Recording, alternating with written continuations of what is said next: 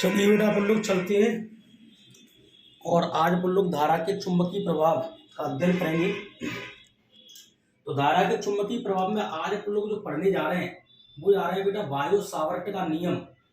तो वायो सावर्ट का नियम बहुत अच्छा क्वेश्चन है और अगर ये क्वेश्चन आपकी समझ में आ गया तो बेटा हम लोग मजाक समझोगे, आने वाले 3 क्वेश्चन समझ में आ जाएंगे। तो वायो सावर्ट का नियम मैं आपको समझाता हूँ, बहुत इंपॉर्टेंट है। बोर्ड के एग्जाम में कई बार वायो सावर्ट का नियम आ चुका है। वायो सावर्ट को वायो सेवर्ट भी बोला जा सकता है, ठीक है। हाँ, तो वायो सावर्ट को वायो सेवर्ट भी बोला जा सकता है, वायो सावर्ट का नियम। तो वायो सावर्ट के नियम में बेटा मैं लिख देता हूँ एक लाइन। मैं कह रहा हूँ इस नियम का प्रतिपादन, इस नियम का प्रतिपादन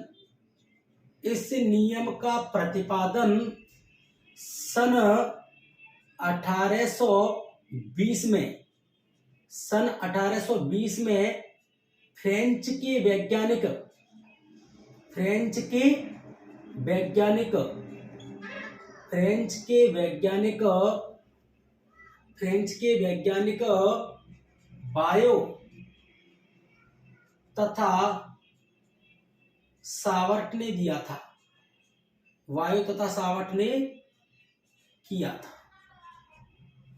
बहुत ही अच्छा क्वेश्चन है, ये लाइन तो ऊपर लिखनी पड़ेगी। वायो सावर्ट का नियम, इस नियम का प्रतिपादन सन 1820 में फ्रेंच के वैज्ञानिक वायो तथा सावर्ट ने किया था। आगे देखो, मैं लिख रहा हूं बेटा, मैं लिख रहा हूं इस नियम के द्वारा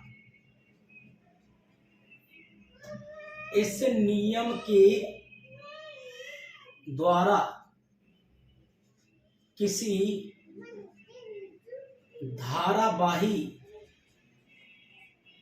धारावाही चालक तार के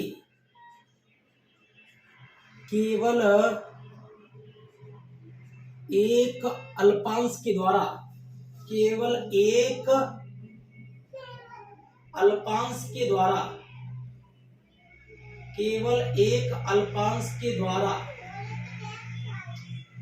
किसी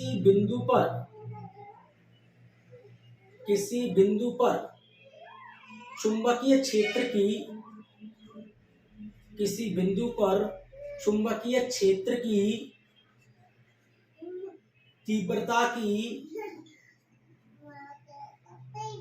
तीव्रता की गणना की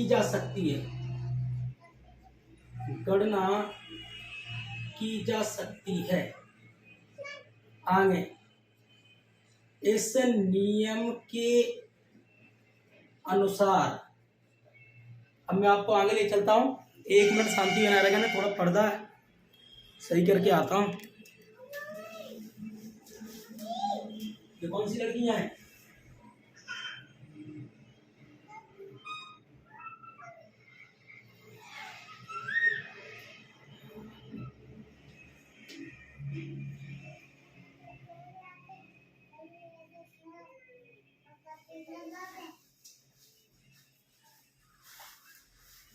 चलो बेटा देखो, वायो सावर्ट का नियम आप लोग पढ़ रहे हैं।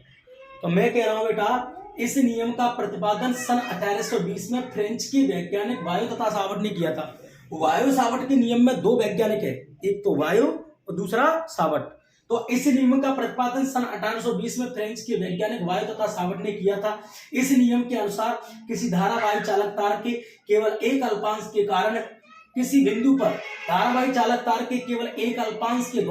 किसी बिंदु पर चुंबकीय क्षेत्र की तीव्रता की गणना की जा सकती है। देखो होता क्या है, मैं आपको बताता हूं। ये चुंबक वाला चैप्टर है, तो ध्यान रखना चुंबक वाले इस पूरे के पूरे चैप्टर में चुंबकीय क्षेत्र की तीव्रता की गणना करनी पड़ेगी अपन को। तो देखिए बेटा, मैं आपसे क्या कह रहा हूं, मैं कह रहा हूं देखिए बेटा, ये कोई मानो धारावाही चालक तार है। माना कि धारावाही चालक तार है और धारावाही चालक तार के मैं इसके टुकड़े कर दूं, ऐसे टुकड़े कर दूं। तो एक टुकड़ा इस चालक तार का एक अंश है। जैसे आप भी अपने परिवार के हिस्सा अंश हो के नहीं, जैसे आप अपने परिवार के एक अंश हो, ऐसे इस चालक तार का कोई भी एक टुकड़ा इस चालक तार का एक छोटा सा अंश है और अल्प अंश है। अल्प अंश का मतलब छोटा सा हिस्सा है। तो अल्प अंश जो है, तो अल्प अंश को मिलाकर बोलेंगे अल्पांश। तो धारावाही चालक तार को देखा मैंने टुकड़े टुकड़े कर दिए, धारावाही चालक तार को मैंने छोटे छोटे अल्पांशों में विभाजित कर दिया। इस वायु सावर्ट के नियम के द्वारा हम लोग इस पूरे धारावाही चालक तार के कारण चुंबकीय क्षेत्र की तीव्रता नहीं निकाल सकते, हम केवल तीव्रता की गणना कर सकते हैं तो केवल एक अल्पांश के कारण कर सकते हैं। तो देखिए मैं इस चित्र को दोबारा आपके सामने बनाता हूं। देखो ये देखिए बड़ा धारावाही चालक तार है, आपको दिख रहा होगा, थोड़ा मैं डिजाइन कर दिया है, और सुंदर चाहिए तो और सुंदर बना देता हूं, आप भी सुंदर बनाने का प्रयास करना। देखो बेटा ये देखिए, ये देखिए ये बिल्कुल हल्का तार है, माना कि धारावाही चालक तार है। इसमें आपको पता है बेटा धारा कितनी बह रही है, देखो आपके सामने आई, धारा कितनी बह के आ रही है, आई। इस चालक तार का यहाँ पर एक छोटा सा अल्पांश मान लेता हूं, इस चालक तार का एक छोटा सा अल्पांश क्या है बेटा, AB। इस अल्पांश की लंबाई कितनी है बेटा, DL। इस अल्पांश की लंबाई कितनी है, DL। इस अल्पांश से ये दूरी कितनी है बेटा, R। और दूरी R पर ये बिंदु कौन सा है, P। और यहाँ P बिंदु पर काय की तीव्रता की गणना करनी है, DB की, काय की, DB की। ये DB होती क्या है, DB होती है चुंबकीय क्षेत्र की तीव्रता। DB क्या होती है बेटा, चुंबकीय क्षेत्र की तीव्रता। DB क्या होती है, चुंबकीय क्षेत्र की तीव्रता। यहां पर जो कोण बनेगा वो क्या बनेगा, थीटा बनेगा। सुनो, इस वायु सावर्ट के नियम का प्रतिपादन सन 1820 में फ्रेंच के वैज्ञानिक वायु सावर्ट ने किया था। अरे इस नियम के द्वारा या इस नियम की सहायता से ऐसे किसी धारावाही चालक तार के केवल एक अल्पांश के कारण किसी बिंदु पर चुंबकीय क्षेत्र की तीव्रता की गणना की जा सकती है। ये चुंबक वाला चैप्टर है, तो पूरे के पूरे चैप्टर में चुंबकीय क्षेत्र की तीव्रता की क्या करनी पड़ेगी, गणना। तो चुंबकीय क्षेत्र की तीव्रता की आपको गणना करनी पड़ेगी। तो चुंबकीय क्षेत्र की तीव्रता की गणना कितने के कारण, इस पूरे चालक तार के कारण नहीं, केवल एक अल्पांश के कारण। मैं टिक मार दी, यहां से यहां तक एक अल्पांश है, समझ रहे कि नहीं। मैं कह रहा हूं इस वायु सावर्ट के नियम की सहायता से या इस नियम के द्वारा हम ऐसे किसी धारावाही चालक तार के केवल एक अल्पांश के कारण किसी बिंदु पर चुंबकीय क्षेत्र की तीव्रता की गणना कर सकते हैं। माना कि धारावाही चालक तार है जिसमें धारा I प्रवाहित हो रही है, कितनी धारा बह रही है, ऊपर से नीचे तक I। माना कि धारावाही चालक तार है जिसमें धारा I प्रवाहित हो रही है, इस चालक तार का एक छोटा सा अल्पांश AB है, इस अल्पांश की लंबाई DL है, इस अल्पांश से R दूरी पर बिंदु P पर चुंबकीय क्षेत्र की तीव्रता की DB की गणना करनी है। इस वायु सावर्ट के नियम के अनुसार या इस वायु सावर्ट के नियम के द्वारा या इस नियम की सहायता से ऐसे किसी धारावाही चालक तार के केवल एक अल्पांश के कारण किसी बिंदु पर चुंबकीय क्षेत्र की तीव्रता की गणना की जा सकती है। माना कि धारावाही चालक तार है जिसमें धारा I प्रवाहित हो रही है, इसका एक छोटा सा अल्पांश AB है जिसकी लंबाई DL है, इस अल्पांश से R दूरी पर बिंदु P पर चुंबकीय क्षेत्र की तीव्रता की गणना करनी है। तब जो चुंबकीय क्षेत्र की तीव्रता होती है DB, तब जो चुंबकीय क्षेत्र की तीव्रता होती है ना DB, ये चुंबकीय क्षेत्र की तीव्रता जो DB होती है ना, वो चालक तार में बहने वाली धारा के समानुपाती होती है। अर्थात बेटा DB समानुपाती I, इसे समीकरण क्या मान लेंगे बेटा, 1। चुंबकीय क्षेत्र की तीव्रता, चुंबकीय क्षेत्र की तीव्रता चालक में बहने वाली धारा के समानुपाती होती है, अर्थात DB समानुपाती I, समीकरण नंबर 1। चुंबकीय क्षेत्र की तीव्रता अल्पांश की लंबाई के समानुपाती होती है, अर्थात DB समानुपाती DL, अर्थात DB समानुपाती DL, समीकरण नंबर 2। इसके बाद चुंबकीय क्षेत्र की तीव्रता अल्पांश और बिंदु P को मिलाने वाली रेखा के बीच बनने वाले कोण की ज्या के समानुपाती होती है। अर्थात सीधा बोल दो, चुंबकीय क्षेत्र की तीव्रता sin थीटा के समानुपाती होती है। तो तुम्हें पता है तीसरा जो समीकरण बनेगा वो क्या बनेगा, DB समानुपाती sin थीटा। इसे समीकरण क्या मान लूं, 3। इसके बाद चौथा समीकरण पता है क्या बनेगा, चुंबकीय क्षेत्र की जो तीव्रता होती है वो अल्पांश और बिंदु P के बीच की दूरी R के वर्ग के व्युत्क्रमानुपाती होती है, अर्थात DB व्युत्क्रमानुपाती R²। तो देखिए बेटा समानुपाती में कोई भी चीज सामने आएगी और व्युत्क्रमानुपाती में कहां जाएगी, 1 के बटे में। ये 4 समीकरण मैंने आपके सामने बनाए, द्वारा देखो मैं आपको द्वारा समझाता हूं। ये चुंबक वाला चैप्टर है और फिजिक्स का चौथा चैप्टर चल रहा है, धारा का चुंबकीय प्रभाव। चौथे चैप्टर का ये दूसरे नंबर का लेक्चर है। मैं आप सबसे कह रहा हूं वायु सावर्ट का नियम, इस नियम का प्रतिपादन सन 1820 में फ्रेंच के वैज्ञानिक वायु तथा सावर्ट ने किया था। इस नियम के द्वारा किसी धारावाही चालक तार के केवल एक अल्पांश के कारण किसी बिंदु पर चुंबकीय क्षेत्र की तीव्रता की गणना की जा सकती है। तब इस नियम के अनुसार या अपन बोल सकते हैं, माना कि धारावाही चालक तार है जिसमें धारा I प्रवाहित हो रही है, इसका एक छोटा सा अल्पांश ए भी है, इस अल्पांश की लंबाई dl है, इस अल्पांश से r दूरी पर बिंदु P पर चुंबकीय क्षेत्र की तीव्रता की गणना करनी है। तो चुंबकीय क्षेत्र की तीव्रता क्या निकालनी है? dv। तो तुम्हें पता है ये चुंबकीय क्षेत्र की तीव्रता जो dv है ना, वो चालक तार में बहने वाली धारा के क्या होती है? समानुपाती, अर्थात dv समानुपाती आई समीकरण नंबर 1। चुंबकीय क्षेत्र की तीव्रता अल्पांश की लंबाई के समानुपाती होती है, अर्थात dv समानुपाती dl समीकरण नंबर 2। ये चुंबकीय क्षेत्र की तीव्रता sin थीटा के समानुपाती होती है, अर्थात dv समानुपाती sin थीटा समीकरण नंबर 3। ये चुंबकीय क्षेत्र की तीव्रता अल्पांश और बिंदु P के बीच की दूरी r के वर्ग के व्युत्क्रमानुपाती होती है, अर्थात dv व्युत्क्रमानुपाती r उसके समीकरण नंबर 4। ये dv क्या है? सब में dv क्या? चुंबकीय क्षेत्र की तीव्रता। ये dv क्या है बेटा? चुंबकीय क्षेत्र की तीव्रता। आपको पता I क्या है? बहने वाली धारा। dl क्या है? अल्पांश की लंबाई। sin थीटा क्या है? यहाँ बनने वाला कोण। r स्क्वायर क्या है? अल्पांश और बिंदु P के बीच की दूरी r का वर्ग। समझ गए ना? एक बार और शब्दों को बोलूं, यह चुंबकीय क्षेत्र की तीव्रता चालक में बहने वाली धारा के समानुपाती होती है, अर्थात dv समानुपाती आई समीकरण नंबर 1। यह चुंबकीय क्षेत्र की तीव्रता अल्पांश की लंबाई के समानुपाती होती है, अर्थात dv समानुपाती dl समीकरण नंबर 2। यह चुंबकीय क्षेत्र की तीव्रता अल्पांश और बिंदु P को मिलाने वाली रेखा के बीच बनने वाले कोण की जाके, अर्थात sin थीटा के समानुपाती होती है, अर्थात dv समानुपाती sin थीटा। चुंबकीय क्षेत्र की तीव्रता अल्पांश और बिंदु P के बीच की दूरी r के वर्ग की व्युत्क्रमानुपाती होती है, तो dv व्युत्क्रमानुपाती r उसके कितने समीकरण बन गए? 4। चारों समीकरणों को मिलाता हूं, देखो मैं लिख रहा हूं बेटा, चारों समीकरणों को मिलाने पर आपके सामने में चारों समीकरणों को क्या करता हूं बेटा? मिलाता हूं। तो चारों समीकरणों को बोलो मिलाएंगे, तो चारों समीकरणों को देखो बेटा मैं आपके सामने मिलाता हूं। देखिए ध्यान से, मैं चारों समीकरणों को आपके सामने मिलाता हूं। तो बोर्ड पे नजरें बनाए रखें। तुम्हें पता है dv सब में आ रहा है, क्या आ जाएगा? dv क्या आ जाएगा? dv समानुपाती का चिन्ह एक जैसा है, क्या आ जाएगा? समानुपाती। इन सबका आपस में गुणा करो, आइडियल sin थीटा 1। इन सबका आपस में गुणा करो बेटा, आइडियल sin थीटा अपॉन में क्या आ जाएगा बेटा? r square. नहीं समझी? ये dv सब dvओं को मिलाएंगे तो क्या आएगा? dv समानुपाती का चिन्ह एक जैसा, क्या आएगा? समानुपाती। एक का गुणा आइडियल sin थीटा किसे करेंगे? तो आइडियल sin थीटा अपॉन में क्या आ जाएगा? r square. आपको बोर्ड पे साफ दिख रहा है? दिखना भी चाहिए। तो कहो तो आगे चलूं? तुम्हें पता है समानुपाती के चिन्ह मुझे हटाना है, तो समानुपाती के चिन्ह को हटाएंगे तो dv का क्या आएगा बेटा? dv समानुपाती के चिन्ह को हटा दी, क्या आ जाएगा बेटा? k। और फिर क्या लिखेंगे बेटा? आइडियल sin थीटा अपॉन में क्या आ जाएगा बेटा? r square. अपॉन में क्या आ जाएगा बेटा? r square.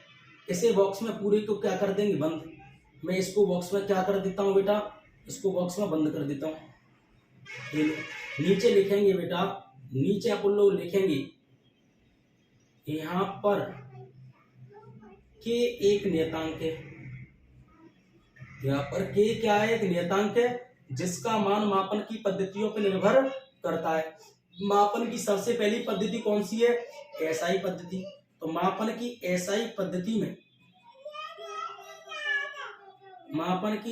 पद्धति में आप लोग देखेंगे, मापन की एसआई पद्धति में k का जो मान होता है वो मान होता है μ0 अपॉन में 4 पाई।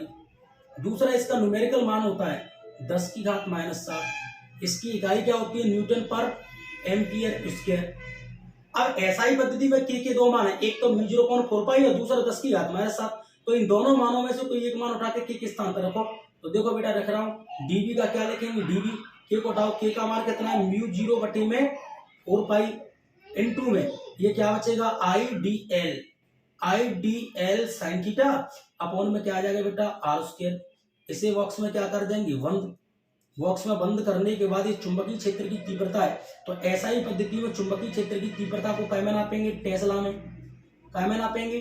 टेस्ला में। कै में नापेंगे बेटा? टेस्ला में। इसके बाद मेरा कौन सी पद्धति आएगी? सीजीएस। तो ये लिख रहा हूं बेटा, देखो मैं सीजीएस पद्धति में, तुम्हें पता है सीजीएस पद्धति में k का मान कितना होता है? 1। तो अब मैं आपको पता है जब k के स्थान पर 1 रखूंगा तो ये हट जाएगा। तो तुम्हें पता है कितना आएगा?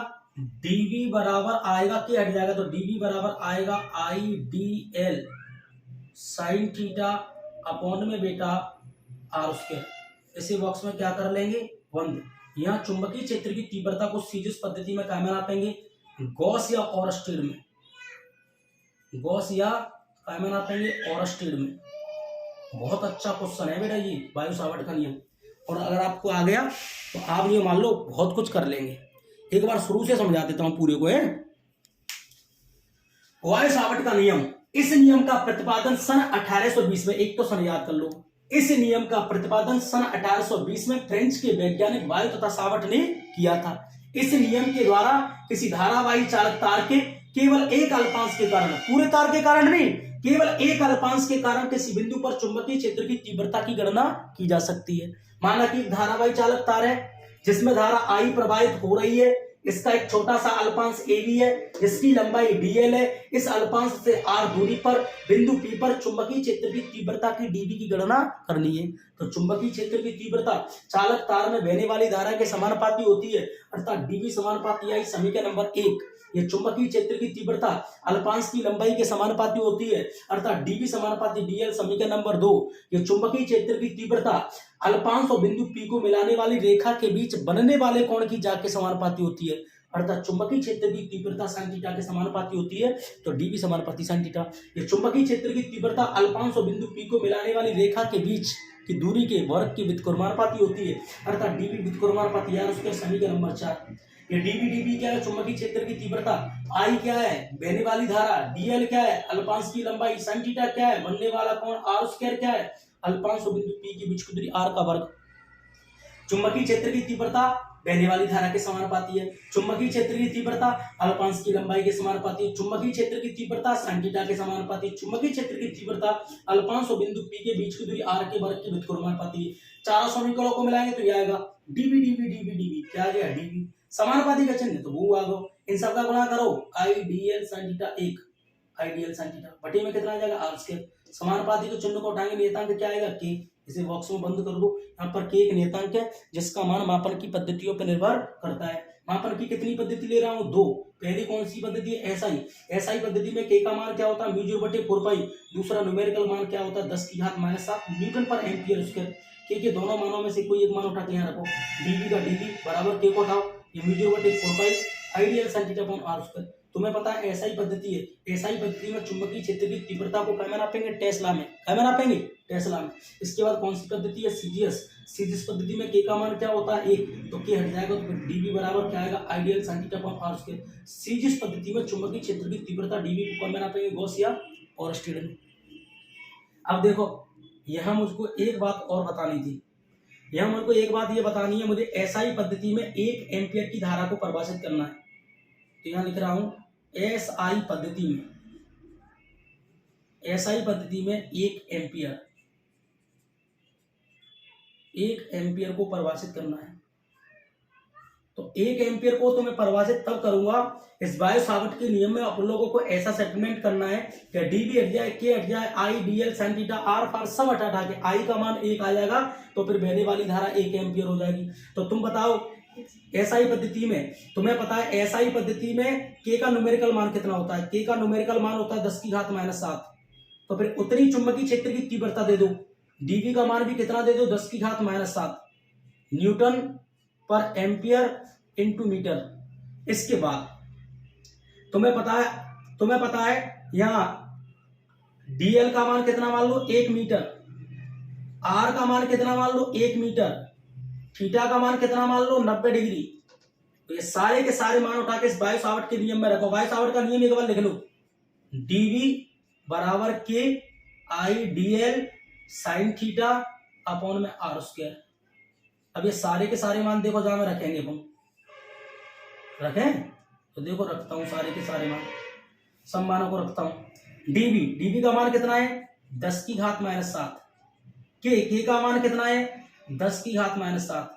I का बेटा IDL का मान कितना है, 1 sin थीटा प्लस sin 90 का मान 1, r स्क्वायर मतलब 1 का वर्ग। 10⁻⁷ से 10⁻⁷ चटक गो, तो 1 बराबर क्या आएगा, 1 को I से गुणा करेंगे तो वही आएगा I, 1 बराबर I, नीचे के 1 को कोई मतलब नहीं, तो 1 बराबर I, या सीधा लिख दो I बराबर 1। I बराबर क्या लिख सकते हैं, 1। I धारा है, धारा को क्या में नापेंगे, एम्पियर में। समझ गए कि नहीं समझे? समझ गए होंगे। I बराबर 1 एम्पियर आ गया। वो 1 एम्पियर दिख नहीं रही आपको, तो चलो मैं 1 एम्पियर को यहाँ लिख दूंगा ना, यहाँ तो आपको दिख ही रहा है। देखो 10 की घात माइनस 7 से 10 की घात माइनस 7 चटक गया, तो तुम्हें पता है कितना आ जाएगा, इधर 1 आ जाएगा। बराबर जब 1 को 1 से गुणा करेंगे, 1 में 1 को भाग देंगे तो 1 को I से गुणा करेंगे तो क्या हो जाएगा, I। या कर दो, I है पहले लिखो और 1 को बाद में। I क्या है, धारा। धारा को तुम्हें पता है क्या बना पाएंगे, एम्पियर। जाकी परिभाषा हुई 1 एम्पियर की। 1 एम्पियर वो धारा होती है, कॉपी में लिखा हुआ है सब कुछ। 1 एम्पियर वो धारा होती है जब 1 मीटर लंबाई में, 1 मीटर लंबाई के चाप में, चाप के केंद्र पर 10 की घात माइनस 7 न्यूटन पर एम्पियर इंटू मीटर का चुंबकीय क्षेत्र उत्पन्न कर दे तो बहने वाली धारा 1 एम्पियर कहलाती है। देखो यहां लिख दूं, शायद अगर लिख जाएगी तो मैं लिख दूंगा 1 एम्पियर, वैसे लिख रहा हूं, मेरे पास जगह कम है ना, ऐसे लिख देता हूं 1 एम्पियर वह धारा है जब 1 मीटर 1 एम्पियर वह धारा है जब 1 मीटर लंबाई में तथा 1 मीटर लंबाई की चाप में, चाप के केंद्र पर 10 की घात माइनस 7 न्यूटन पर एम्पियर इंटू मीटर का चुंबकीय क्षेत्र उत्पन्न कर दे, चुंबकीय क्षेत्र उत्पन्न कर दे तो बहने वाली धारा क्या कहलाएगी, 1 एम्पियर। 1 एम्पियर वो धारा है जब 1 एम्पियर, जो बहने वाली धारा 1 एम्पियर वो धारा है जब 1 मीटर लंबाई में, 1 मीटर लंबाई के चाप में, चाप के केंद्र पर 10 की घात माइनस 7 न्यूटन पर एम्पियर इंटू मीटर का चुंबकीय क्षेत्र उत्पन्न कर दे तो फिर चालक में बहने वाली धारा 1 एम्पियर कहलाती है। क्या कहलाती है, 1 एम्पियर। परिभाषा पे सुनो, 1 एम्पियर वह धारा है, 1 एम्पियर वह धारा है जब 1 मीटर लंबाई में, 1 मीटर लंबाई के चाप में, चाप के केंद्र पर 10 की घात माइनस 7 न्यूटन पर एम्पियर इंटू मीटर का चुंबकीय क्षेत्र उत्पन्न कर दे तो फिर बहने वाली धारा 1 एम्पियर कहलाती है। ये वाई सावर्ट का नियम खत्म हो गया। कोई आपसे पूछे वाई सावर्ट के नियम का सूत्र क्या होता है तो आप लिखेंगे वाई सावर्ट का नियम क्या होता है, dV बराबर μ/4 pi ideal centimetre upon r square. ये वाई सावर्ट का नियम है, ऐसा ही पद्धति में याद कर लो। वाई सावर्ट का नियम क्या होता है, dV बराबर μ/4 pi ideal centimetre upon r square. वाई सावर्ट का नियम क्या होता है, dV बराबर μ/4 pi ideal centimetre upon r square. और यहाँ पर इसका मात्रक क्या है, टेस्ला। क्या मात्रक है, टेस्ला। और तो आगे चलो, चलो आगे चल रहा हूं, चलो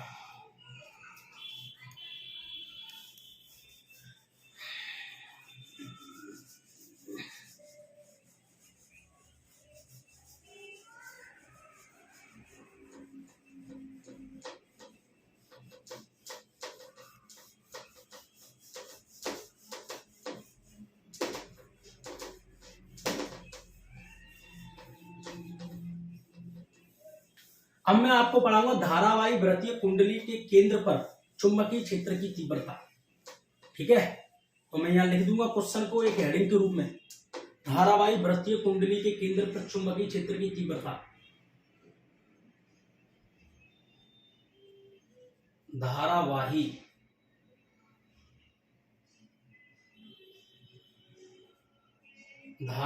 वृत्तीय कुंडली के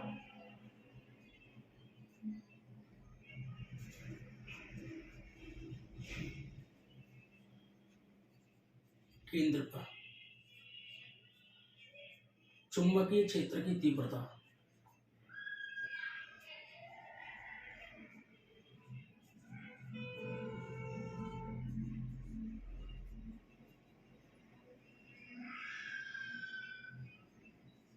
धारावाही वृत्तीय कुंडली के केंद्र पर चुंबकीय क्षेत्र की तीव्रता।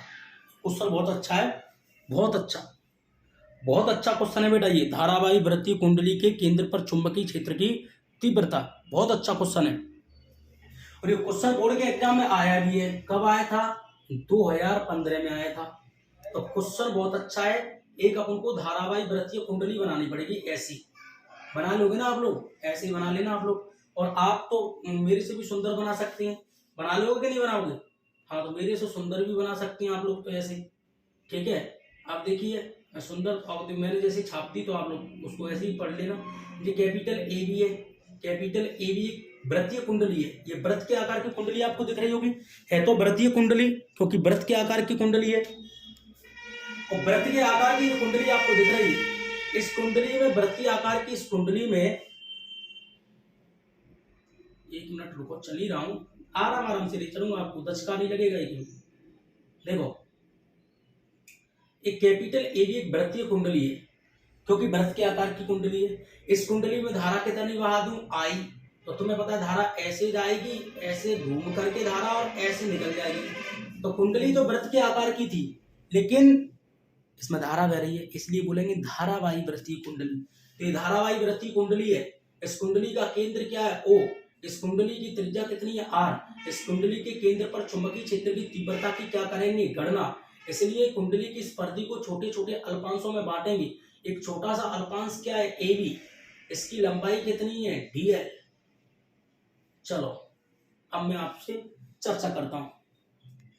धारावाही वृत्तीय कुंडली के केंद्र पर चुंबकीय क्षेत्र की तीव्रता की गणना करनी है। मैं कह रहा हूं, माना कि कैपिटल ए बी धारावाही वृत्तीय कुंडली है, जिसमें धारा आई प्रवाहित हो रही है। इस कुंडली का केंद्र ओ तथा त्रिज्या स्मॉल आर है। इस कुंडली के केंद्र पर चुंबकीय क्षेत्र की तीव्रता की क्या करनी है, गणना। इसलिए कुंडली की इस परिधि को छोटे छोटे अल्पांशों में विभाजित करते हैं। माना कि एक छोटा सा अल्पांश ए बी है, जिसकी लंबाई डीएल है।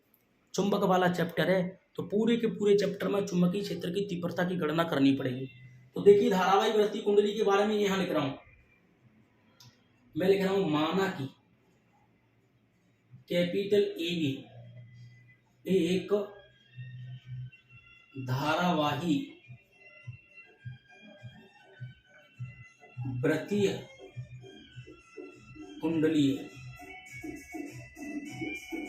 माना कि कैपिटल ए भी एक धारावाही वृत्तीय कुंडली है, जिसका केंद्र ओ तथा त्रिज्या स्मॉल आर है। कुंडली के केंद्र पर, कुंडली के केंद्र पर चुंबकीय क्षेत्र की, कुंडली के केंद्र पर चुंबकीय क्षेत्र की तीव्रता की गणना करनी है। कुंडली के केंद्र पर चुंबकीय क्षेत्र की तीव्रता की गणना करनी है। इसलिए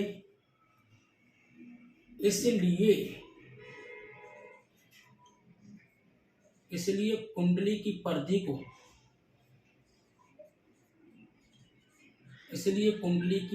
को छोटे छोटे अल्पांशों में विभाजित करते हैं। कुंडली की परिधि को छोटे छोटे अल्पांशों में विभाजित करते हैं। माना कि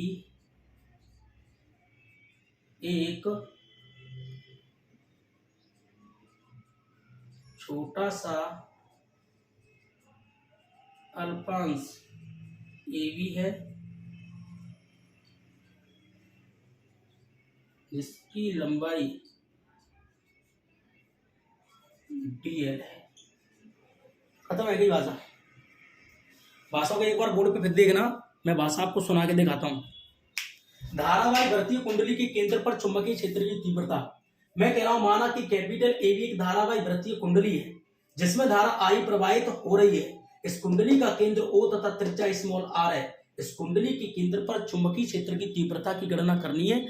इसलिए कुंडली की परिधि को, ये कुंडली की परिधि है, इसलिए कुंडली की परिधि को छोटे छोटे अल्पांशों में विभाजित करती है। माना कि छोटा सा अल्पांश ए बी है, जिसकी लंबाई डीएल है। ये पूरी भाषा लिखी है।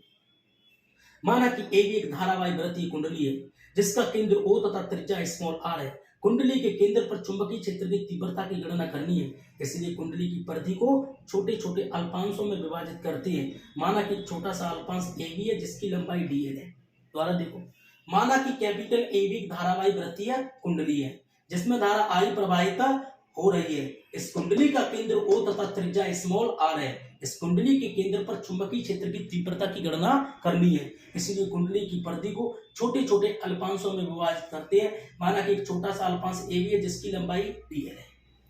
अब बोलो भी, बोलो। माना कि कैपिटल AB एक धारावाही वृत्तीय कुंडली है जिसमें धारा I प्रवाहित हो रही है। इस कुंडली का केंद्र O तथा त्रिज्या स्मॉल r है। कुंडली के केंद्र पर चुंबकीय क्षेत्र की तीव्रता की क्या करनी है, गणना, इसलिए कुंडली की परिधि को छोटे छोटे अल्पांशों में विभाजित करते हैं। माना कि छोटा सा अल्पांश AB है जिसकी लंबाई DL है। तो आगे चलो सुनो,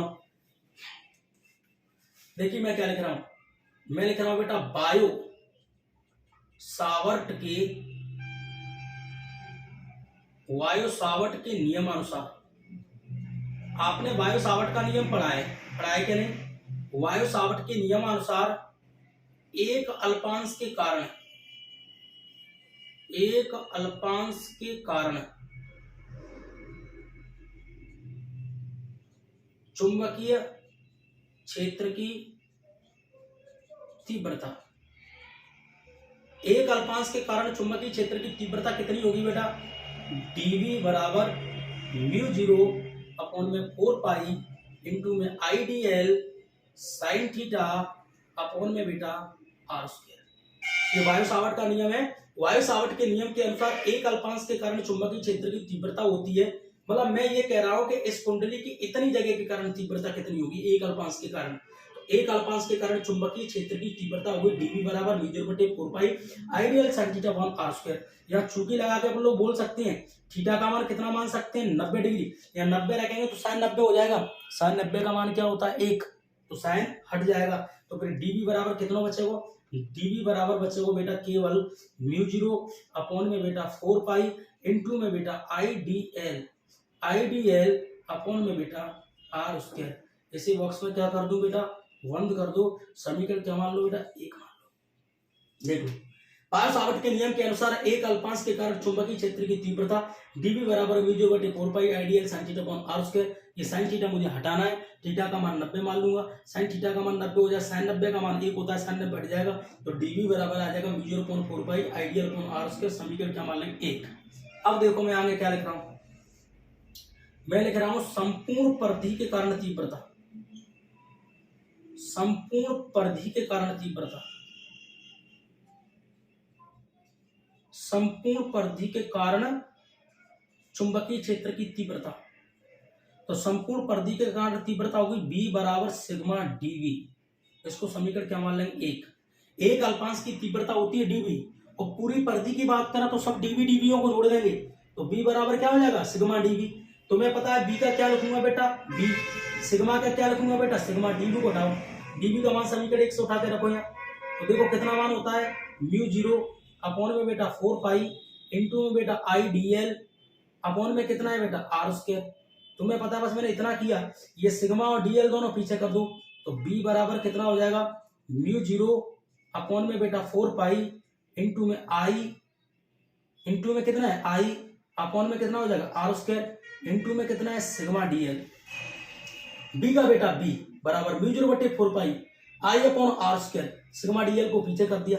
आपको पता है, पहले से आप लोग जानते हैं सिग्मा DL का जो मान होता है वो क्या होता है, 2 पाई r कुंडली की क्या होती है, परिधि 10th में पढ़ा है। तो 2 पाई r कुंडली की परिधि होती है तो सिग्मा DL को उठा के 2 पाई r रखेंगे यहाँ, इसको उठा के।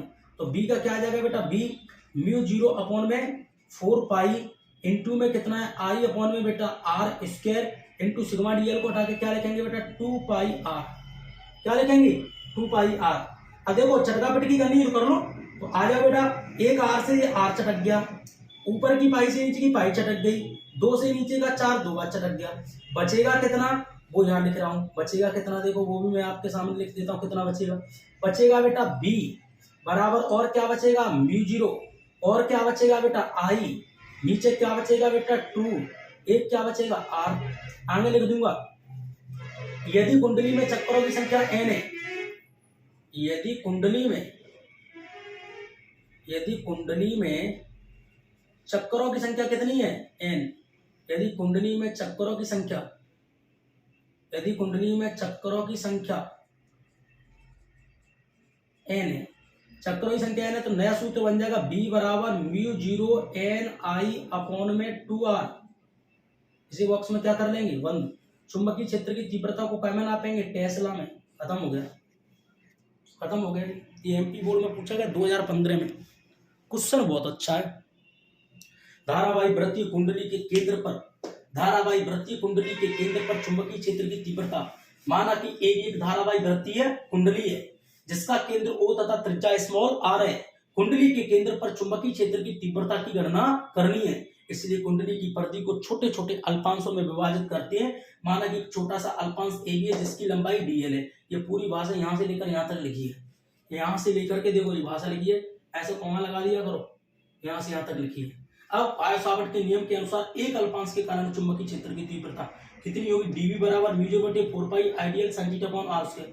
थीटा का मान कितना है 90, तो dV बराबर mu 0/4 pi ideal upon r square. इससे sin थीटा हट जाएगा, 90 मानती समीकरण 1 मान लो। संपूर्ण परिधि के कारण तीव्रता क्या होगी, B बराबर सिग्मा dV, B का बेटा B, सिग्मा का सिग्मा dV को हटाओ, dV का ये वाला पूरा मान उठा के यहाँ रख दो, B का बेटा B mu 0/4 pi I upon बेटा r स्क्वायर। सिग्मा dl दोनों का है पीछे, सिग्मा dl का मान क्या होता है 2 पाई r, या 2 पाई r कुंडली की क्या होती है परिधि, तो B बराबर mu 0/4 pi I upon r square into में सिग्मा dl को हटा के 2 पाई r से r चटकाओ, पाई से पाई चटकाओ, 2 से नीचे का चाप 2 बार चटकाओ। B बराबर क्या बचेगा म्यू 0 I तो ऊपर बचेगा, नीचे बचेगा 2 और 1 में r तो 2r। यदि कुंडली में चक्करों की संख्या कितनी है n, पंखे को जब अपन लोग खुलवाते हैं ना, ये वृत्तीय कुंडली पंखे में निकलती है। पंखा को जब खुलवाएंगे तो पंखे के अंदर लोहे का ऐसा एक वृत्ताकार फ्रेम निकलता है, ऐसा लोहे का ऐसा वृत्ताकार फ्रेम। और अगर अपन लोहे के वृत्ताकार फ्रेम पे एल्यूमिनियम का ऐसे तार लगवाओगे, एल्यूमिनियम का तो दुकानदार 200 रुपये लेगा, और कॉपर का तार लगवाओगे तो 300 रुपये लेगा। देखा है कि नहीं, पंखे के अंदर ऐसी वृत्ताकार कुंडली निकलती है, वही वृत्तीय कुंडली है जिसके बारे में यहाँ चर्चा कर रहा हूँ। तो यहाँ चुंबकीय क्षेत्र की तीव्रता आप देख रहे हैं यहाँ तक आ गए। अब B का क्या लिखेंगे, B म्यू 0 I ऊपर बचा, नीचे क्या है 2r। आपको पता है यहाँ कुंडली में चक्करों की संख्या कितनी है n, तो B बराबर हो जाएगा mu 0 n I upon 2r। चुंबकीय क्षेत्र की तीव्रता को क्या नापेंगे टेस्ला में। खत्म हो गया, तैयार करना पड़ेगा, 2015 में आया है, बहुत अच्छा क्वेश्चन है, कर लेना। चलो आगे चलना, फोटो खींच लेना है। चलो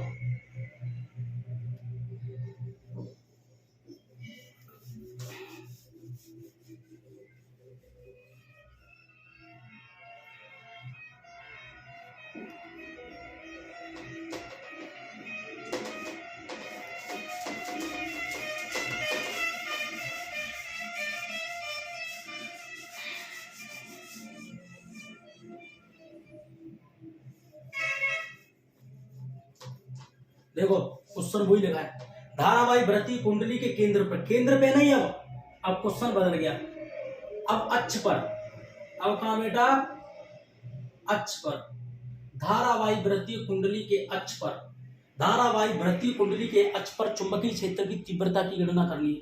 यह क्वेश्चन भी बहुत इंपोर्टेंट है, बहुत ज्यादा इंपोर्टेंट है। धारावाही वृत्तीय कुंडली के अक्ष पर चुंबकीय क्षेत्र की तीव्रता की तुमको क्या करनी है गणना। देखो एक वृत्तीय कुंडली बनाता हूं, ये बन गई, दिख रही है ना आपको, और वृत्तीय कुंडली का ये अक्ष है, और अक्ष पर आप देखेंगे इस वृत्तीय कुंडली में धारा कितनी बह रही है I, और लौट के देखो ये आ गई धारा I, ऐसी धारा बह रही है। इसका केंद्र क्या है O, इसकी त्रिज्या कितनी है A, कितनी है त्रिज्या मान ली मैंने A, तो फिर नीचे की तरफ भी त्रिज्या कितनी होगी जाके A। ऐसे लाइन खींच दो, ऐसे देख दीजिए, एक लाइन ऐसे मार दो इस पर, ऐसे, ठीक है। इनमें भी ऐसे लाइनें मारनी पड़ेंगी आप, ऐसे ऐसे। ये बिंदु कौन सा है P, यहां से यहां तक की दूरी कितनी है x, ऊपर दूरी कितनी है r, एक अल्पांश या मानना पड़ेगा क्या बेटा AB, अल्पांश की लंबाई क्या माननी पड़ेगी बेटा DL, ठीक है। देखो ऊपर जो मान हो जाएगा वो हो जाएगा बेटा DV cos थीटा, नीचे जो तीव्रता होगी क्या होगी बेटा DV कॉस थीटा। इधर जो तीव्रता होगी वो क्या होगी बेटा, डी वी साइन थीटा। इधर जो तीव्रता होगी क्या होगी बेटा, डी वी साइन थीटा। देख लो, चित्र तो मैंने बहुत छोटा बनाया है पर आपको दिख जाएगा, हाँ दिख जाएगा। चलो अच्छा बना है। देखो मैं कह रहा हूं, माना कि धारावाही वृत्तीय कुंडली है जिसमें धारा आई प्रवाहित हो रही है। इस कुंडली का केंद्र O तथा त्रिज्या स्मॉल a है। इस कुंडली के इस अक्ष पर या बिंदु P पर चुंबकीय क्षेत्र की तीव्रता की गणना करनी है। इसलिए कुंडली की परिधि को छोटे छोटे अल्पांशों में विभाजित करते हैं। माना कि छोटा सा अल्पांश AB है जिसकी लंबाई देखो ये लिखी है बेटा DL है। इसकी लंबाई कितनी है बेटा, DL है। कितनी है, DL। चलो आ जाओ, यहां लिख रहा हूं, वही भाषा है। माना कि AB एक धारावाही वृत्तीय, माना कि AB एक धारावाही वृत्तीय कुंडली है। माना कि AB एक धारावाही वृत्तीय कुंडली है जिसमें धारा I प्रवाहित हो रही है। इसका केंद्र O तथा त्रिज्या A है। कुंडली के अक्ष पर, कुंडली के अक्ष पर चुंबकीय क्षेत्र की, कुंडली के अक्ष पर चुंबकीय क्षेत्र की तीव्रता की गणना करनी है, गणना करनी है। इसलिए कुंडली की परिधि को छोटे छोटे अल्पांशों में विभाजित करते, कुंडली की परिधि को छोटे छोटे अल्पांशों में विभाजित करते। चलो आ जाओ, आ जाओ, बड़े प्रेम पूर्वक मैं इसको आपके सामने आगे ले चलता हूं। मैं कह रहा हूं, माना कि धारावाही वृत्तीय कुंडली है जिसमें धारा I प्रवाहित हो रही है।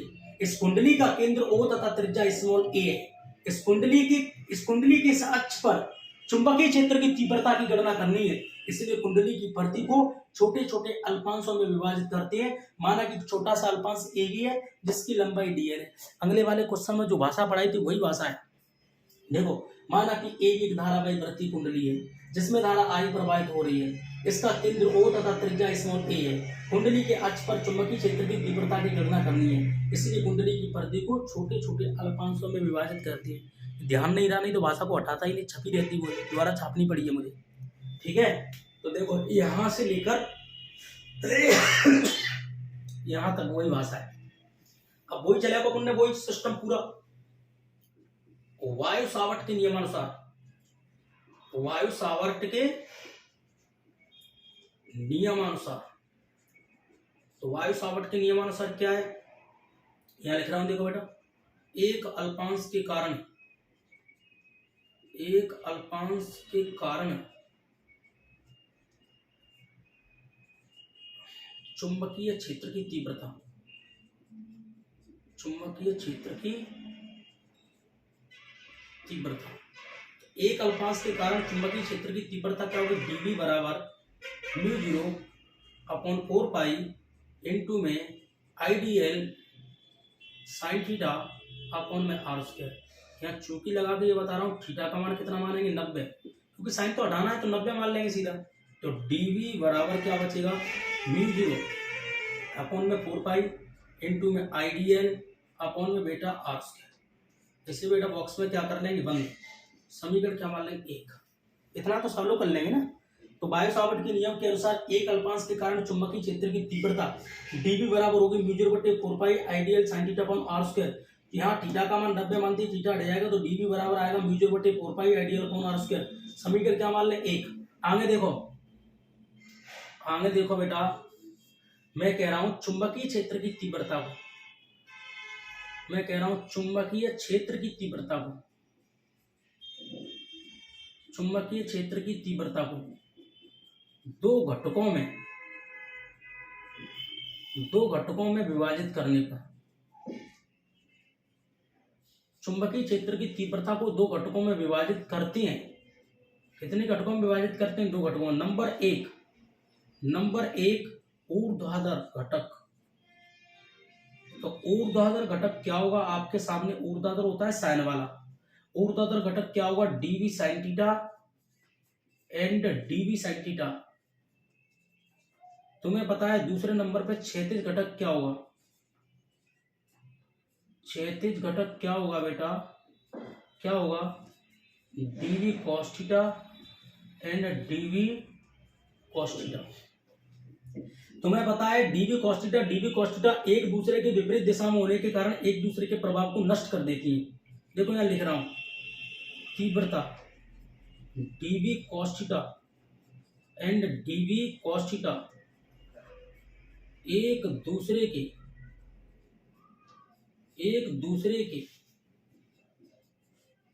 विपरीत दिशा में होने के कारण एक दूसरे के प्रभाव को नष्ट कर देती है तथा तीव्रता dv sin theta and dv sin theta and dv sin theta एक ही दिशा में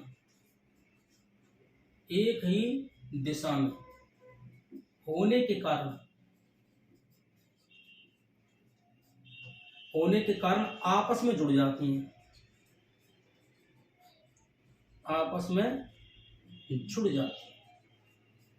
देख लो ये भाषा मैंने लिखी है, एक बार शुरू से पढ़ लो और भाषा जब समझ में आ जाएगी तो इसको बोर्ड को साफ करके तब आगे बढ़ पाऊंगा। तो देखो, माना कि धारावाही वृत्तीय कुंडली है जिसमें धारा आई प्रवाहित हो रही है। इस कुंडली का केंद्र O तथा त्रिज्या स्मॉल a है।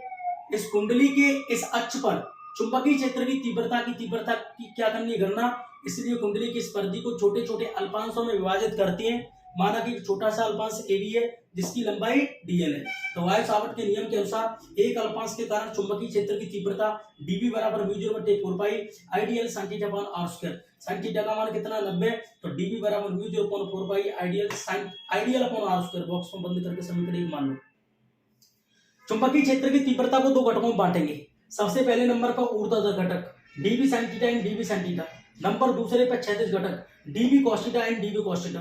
तीव्रता dv cos theta and dv cos theta एक दूसरे के विपरीत दिशा में होने के कारण एक दूसरे के प्रभाव को क्या कर देती? नष्ट। और तीव्रता dv sin थीटा एक ही दिशा में होने के कारण आपस में क्या हो जाती है? जुड़ जाती है। तो आपको पता है साइन वाली जुड़ जाएंगी, कॉस वाली खत्म हो जाएंगी। भाषा हटा दूं, आगे बढ़ना है। चलो आगे बढ़ना है तो भाषा हटानी पड़ेगी। लो बेटा, अब मैं हटा देता हूं भाषा।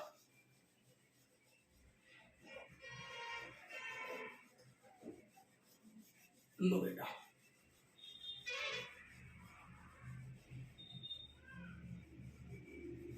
लो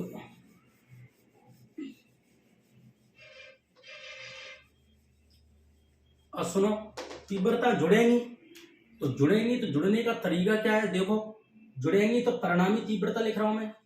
जुड़ेंगी तो परिणामी तीव्रता का सूत्र क्या होगा? परिणामी तीव्रता का सूत्र होगा B बराबर dv sin थीटा और प्लस dv sin थीटा। ठीक है, दोनों को जोड़ेंगे तो B बराबर dv sin थीटा जुड़ के क्या हो जाएगा? Sigma dv sin theta. इसको समीकरण क्या मान लेंगे? 2। ये क्या है बेटा? dv ये मान का है डीवी का। समीकरण 1 का मान कहाँ रखेंगे, समीकरण 2 में। समीकरण 1 का मान, समीकरण 1 का मान समीकरण 2 में रखने पर देखो बी का क्या लिखेंगे, बी।